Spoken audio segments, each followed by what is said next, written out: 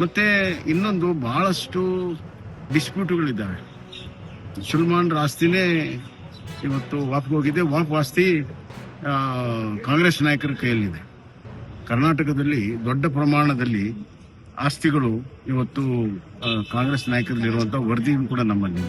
ಹೀಗಾಗಿ ಹಲವಾರು ಗೊಂದಲಗಳೇನಿದೆ. ಇದಕ್ಕೆ ಇತಿಶ್ರೀ ಹಾಡಬೇಕು ಅಂತ ಹೇಳಿ ಇಡೀ ದೇಶದಲ್ಲಿ ಇಂತ ಬಹಳಷ್ಟಿದ್ದಾರೆ.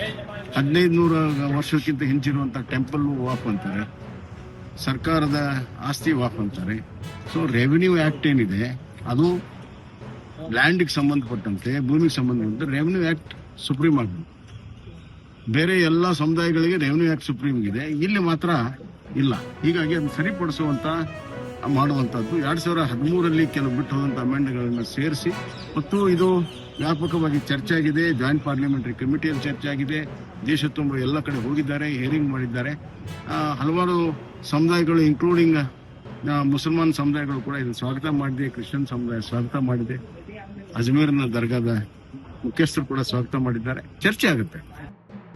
ನಿಲ್ಲಿಸಬೇಕು ಅಂತ ಬಹಳ ದಿನಗಳ ಬೇಡಿಕೆ ಇತ್ತು. ಅದನ್ನ ನಾನು ನಮ್ಮ ರೈಲ್ವೆ ಮಂತ್ರಿಗಳಾದ ಅಶ್ವಿನಿ ವೈಷ್ಣವ್ ಅವರಿಗೆ ಮತ್ತು ನಮ್ಮವರೇ ಆದಂಥ ಆತ್ಮೀಯರಾದಂಥ ಸೋಮಣ್ಣ ಅವ್ರ ಗಮನಕ್ಕೆ ತಂದೆ.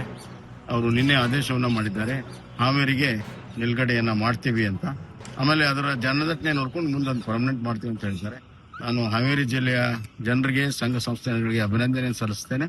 ಅಷ್ಟೇ ಅಲ್ಲ, ಜನರು ಹೆಚ್ಚು ಪ್ರಯಾಣವನ್ನು ಮಾಡಿ ಅದು ಶಾಶ್ವತವಾಗಿ ನಿಲ್ಲೋಣಕ್ಕೆ ಸಹಕಾರ ಮಾಡಬೇಕಂತ ಕೇಳ್ಕೊಳ್ತೇನೆ.